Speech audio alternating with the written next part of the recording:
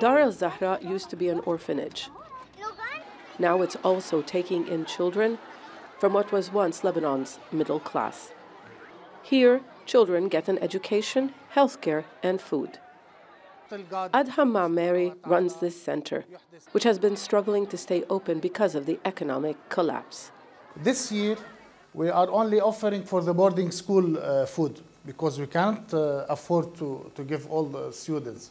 Since, you know, the Ministry of Social Affairs used to help us. 40% of households earn less than $100 a month, according to the United Nations. Parents are struggling to feed their children. Aid agencies say 4 of 10 Lebanese children and refugees from Syria are hungry. We notice there's malnutrition. We notice the level of the health care is very degrading in a massive way. The state is close to bankruptcy after decades of corruption and mismanagement. And the lack of social welfare systems means some of the most vulnerable are left unprotected.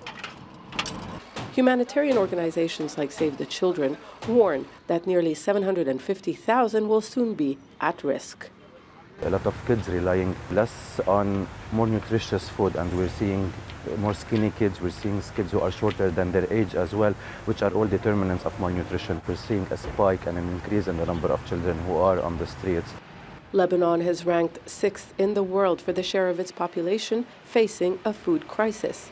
It's also hosting the largest number of refugees per capita and per square kilometer than any other nation. A recent study by UN agencies suggests that 2 million people, among them 700,000 Syrian refugees, are not getting enough to eat. They warn the number is likely to increase to 2.2 million in the coming months.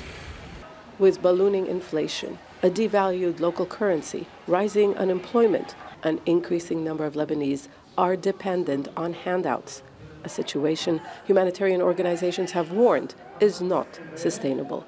Zeina, Khodr, Jazeera, Tripoli, northern Lebanon.